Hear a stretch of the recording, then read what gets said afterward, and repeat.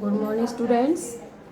Class 9th हम second lesson पढ़ रहे थे पिछली क्लास में, भारत का भौतिक स्वरूप। इसमें मैंने आपको 5 मुख्य भौगोलिक बातों में बताया था कि हिमालय पर्वत, उत्तरी मैदान, प्रायद्वीपीय पठार, भारतीय मरुस्थल, तटीय मैदान और द्वीप समूह। हिमालय पर्वत के बारे में मैंने आपको सब कुछ बता दिया था कि कहाँ स्थित है, इसकी कितनी लंबाई, कितनी चौड़ाई है, उस बारे में। उसके बाद इसमें कौन कौन सी नदियाँ इसका निर्माण करती हैं, कहाँ से निकलती हैं, इसके बारे में आज पढ़ेंगे हम आगे से।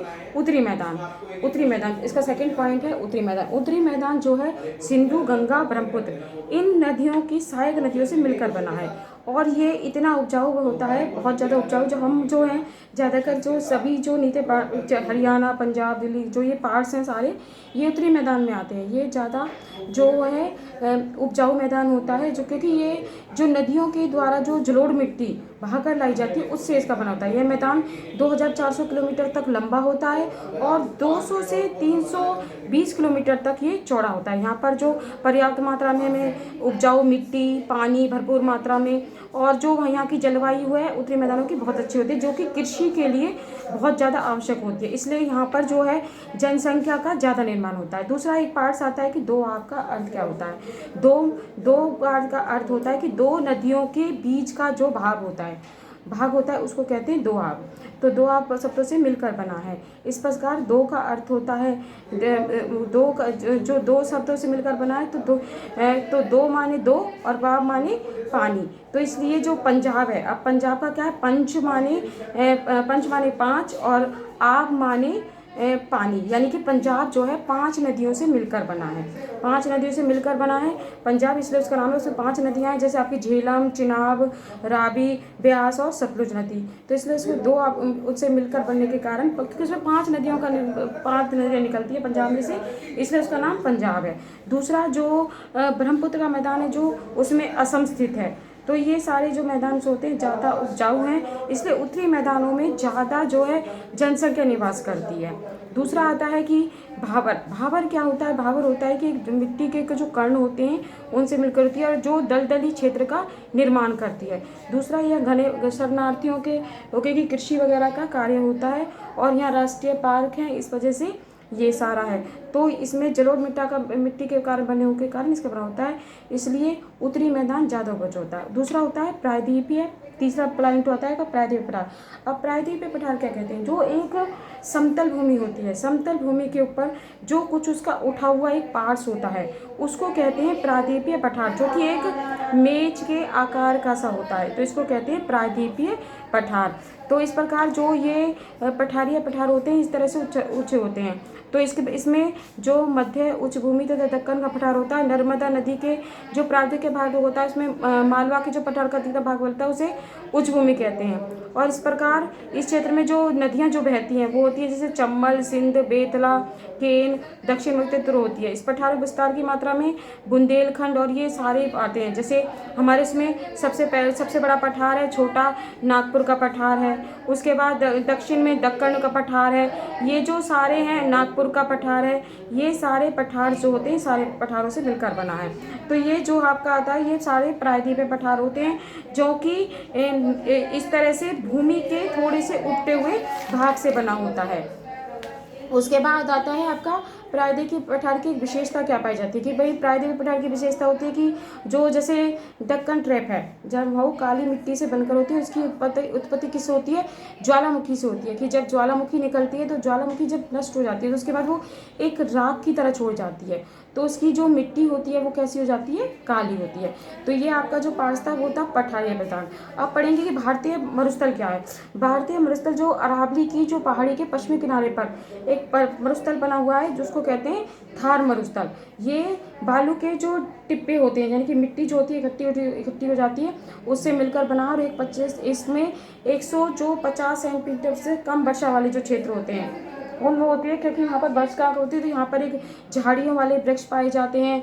क्योंकि वर्षा की मात्रा कम होने के कारण जो मिट्टी इकट्ठी हो जाती है वो मरुस्थल बन जाती है। उसके बाद आता है तटीय मैदान। भारतीय जो पठार के किनारों पर एक स्क्रीन है, तटीय पट्टियों का विस्तार होता है।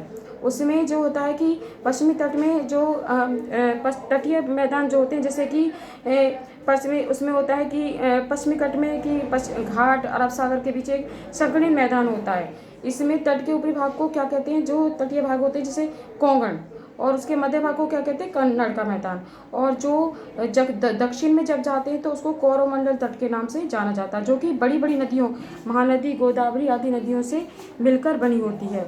उसके बाद लास्ट पॉइंट पढ़ेंगे हम द्वीप समूह। इसके बाद आता है, जैसे आपने उत्तर भारत पढ़ा था, लास्ट में आपने हिमालय पर्वत पढ़ा है, उत्तरी मैदान, प्रायद्वीपीय पठार, भारतीय मरुस्थल, तटीय मैदान, और लास्ट में पॉइंट आता है आपका द्वीप समूह जो होता है। केरल के मलबार की स्थिति में जो एक लक्षद्वीप होता है, ये द्वीपों का एक समूह जो छोटे किससे बना होता है, प्रभाल से बना होता है, यानी कि 2 पार्ट से बना होता है, जैसे कि कावरवती है और तथा लक्षद्वीप का मुख्यालय है। इसमें क्या है कि जो केरल के जो मालवा तट के स्थित होता है वो लक्षद्वीप की स्थिति को ज्ञात कराता है। द्वीपों का एक छोटा सा प्रभाल द्वीपों से बना होता है। जैसे ये देखिए, ये एक द्वीप है, इसके चारों तरफ यहाँ पानी है और ये द्वीप बना हुआ है इस तरह से।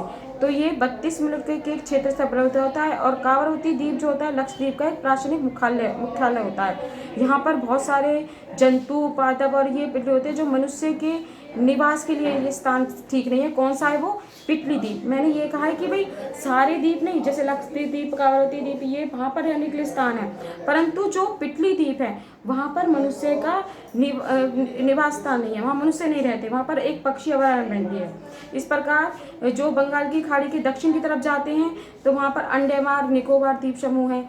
तो ये द्वीप समूह क्या होता है कि जो एक चारों तरफ, जैसे ये देखिए जल ही जल है और बीच में टापू जो तरह से बने होते हैं वो द्वीप समूह होते हैं। इस प्रकार इसके जो लास्ट पॉइंट है इसमें कि भाई किस प्रकार से जो भारत की प्राकृतिक संसाधन है वो जल वनों के वजह से अलग अलग तरह से बटी हुई है। जैसे कि पठार के भागों की कहीं पर पठार है तो वहाँ पर खनिज भंडार जहाँ पर है, औद्योगिक क्षेत्र में भूमिका निभाते हैं। तटीय क्षेत्र है तो वहाँ पर मत्स्य पालन होता है, ठीक है। उत्तरी मैदान है तो वहाँ पर कृषि का भंडार है, अन्न ज़्यादा होता है। पठारी क्षेत्र है तो वहाँ पर खनिज का भंडार ज़्यादा है। तटीय क्षेत्र है तो वहाँ मत्स्य पालन ज़्यादा है। इस प्रकार जो हमारे जो भौतिक क्षेत्र हैं वो हमारे देश के लिए सब तरह से मायने रखते हैं, अच्छे रखते हैं। तो मैंने ये सारे इस तरह से बताया था आपको कि किस तरह से जो हमारे ये सभी क्षेत्र हैं ये किस तरह से हमारे लिए लाभदायक है। उत्तरी मैदान देखिए, वहाँ आपको बहुत ज़्यादा में भाई जनसंख्या निवास करती है, भूमि ऐसे तो अन्न ज़्यादा होता है। प्रायद्वीपीय पठार है, खनिज पदार्थ ज़्यादा मात्रा में होते हैं। तटीय मैदान है तो वहाँ मत्स्य पालन होता है, आपका मछलियों का भोजन होता है। तो इस तरह से ये देखा जाए तो ये सभी पठार जो होते हैं हमारे लिए उपजाऊ होते हैं। उसके बाद आपके क्वेश्चन आंसर आते हैं।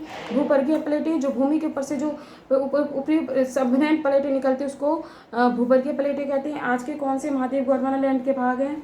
आज के गोंडवाना लैंड के भाग है भाई दक्षिण अफ्रीका, अमेरिका, ये सारे आते हैं। ये आपके क्वेश्चन आंसर है अभ्यास की जो आपको अपनी फेयर कॉपी में करने। आज के लिए इतनी क्लास, नेक्स्ट क्लास में नेक्स्ट लेसन पढ़ेंगे और आपका जो सिलेबस है वो आपको भेज दिया जाएगा। आपका 9th क्लास एक एक चैप्टर चारों बुक में से एक एक चैप्टर के ऑब्जेक्ट टाइप क्वेश्चंस आएंगे, इसलिए वीडियो को पूरा देखिए।